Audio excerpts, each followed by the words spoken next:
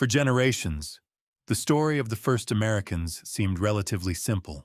Thousands of years ago, people crossed from Asia into the Americas during the Ice Age. But then scientists sequenced DNA from a child who had been buried in Siberia roughly 24,000 years ago, and his genome contained something nobody expected. He was genetically connected to Native Americans, but he was also related to populations ancestral to Western Eurasians. At first glance, that sounds impossible. How could DNA associated with Western Eurasia appear in the ancestry of Native Americans thousands of years before Columbus? The answer would force scientists to rethink one of the greatest migrations in human history. And the story begins with a grave near Lake Baikal in Siberia. In the 1920s, archaeologists excavating the Paleolithic site of Malta discovered the remains of a young boy. He had lived approximately 24,000 years ago, during the last Ice Age. For decades, his bones remained scientifically interesting, but limited in what they could reveal. Then genetics changed everything. Researchers extracted DNA from the remains and reconstructed much of his genome. The boy became known simply as MA1, the Malta boy. And when scientists compared his DNA with populations around the world, they discovered something extraordinary. MA1 was closely related to Native Americans, but he wasn't closely related to East Asians in the way researchers expected.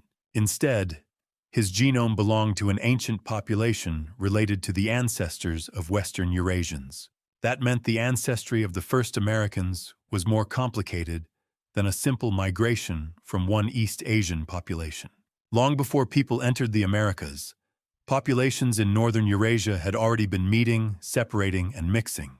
One of those populations is now called Ancient North Eurasians.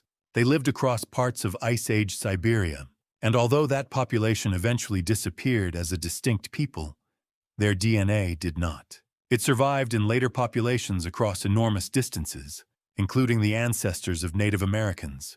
Researchers estimated that a significant portion of Native American ancestry could be traced to a population related to MA1. Suddenly, a genetic mystery made sense. Native Americans were still most closely related to populations from Asia, but part of their ancestry came from another ancient Eurasian population, whose geographic range stretched far across Ice Age Siberia. And this is where the story is often misunderstood. The discovery does not mean Europeans crossed the Atlantic and became the first Americans. The Western Eurasian-related ancestry was already present in Siberia thousands of years before the peopling of the Americas. The people carrying it weren't modern Europeans. They belonged to an ancient population that lived in northern Eurasia when today's familiar ethnic and national identities did not exist. Eventually, descendants of these northern populations mixed with populations more closely related to East Asians. Their descendants would become part of the population ancestral to indigenous peoples of the Americas. Then, sometime during the late Ice Age, their world began changing. Sea levels were dramatically lower because enormous amounts of water were trapped in glaciers. Between Siberia and Alaska was a vast region called Beringia. Today, much of it lies beneath the Bering Sea. But during the Ice Age, it formed a landscape connecting Northeast Asia and North America. People moved through this northern world over generations. Eventually, some of their descendants entered the Americas. And once they did, they spread astonishingly far. Ancient DNA gives us another remarkable piece of this story. In Montana, archaeologists discovered the burial of an infant now known as Anzac I. The child lived approximately 12,600 years ago and was buried with more than 100 stone and bone artifacts associated with the Clovis culture. Scientists eventually sequenced his genome. The results showed that Anzac I belonged to a population ancestral to many indigenous peoples of the Americas. His DNA also carried the deeper genetic history scientists had begun uncovering in Siberia. Two ancient individuals, one separated from the other by thousands of years and thousands of miles. Yet their genomes helped illuminate the same enormous human journey. But another genetic mystery has caused even more controversy: mitochondrial haplogroup X.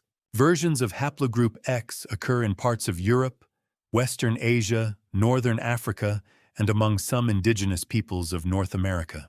For years, That unusual distribution inspired a dramatic theory. Perhaps ancient Europeans had crossed the Atlantic during the Ice Age. The idea became associated with what is known as the Solutrean hypothesis. It was an irresistible story. Ancient Europeans crossing the frozen Atlantic thousands of years before Columbus. And to some people, haplogroup X looked like genetic evidence.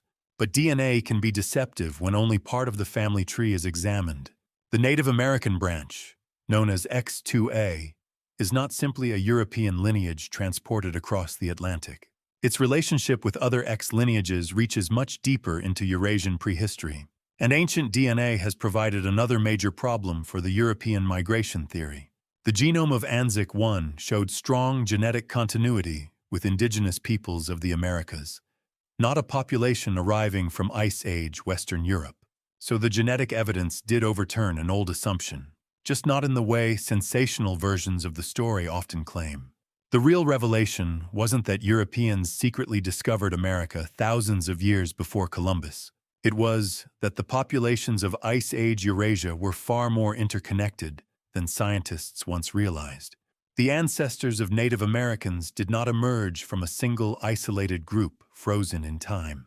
Their deeper ancestry reflects ancient populations meeting and mixing across northern Eurasia before their descendants ever reached the Americas. And the Malta boy wasn't important, because he belonged to one modern group or another. He lived far too long ago for labels like European, Asian, or American to mean what they mean today. His importance is that his DNA preserved a population that otherwise nearly vanished from history. Without his genome, we might never have known how influential that population became. Its genetic legacy traveled thousands of miles, across Siberia, through the Ice Age world of Beringia, and ultimately into the ancestry of people living throughout the Americas. 24,000 years after one child was buried near Lake Baikal, a tiny fragment of his remains revealed a chapter of human history nobody knew existed. And that's the strange power of ancient DNA.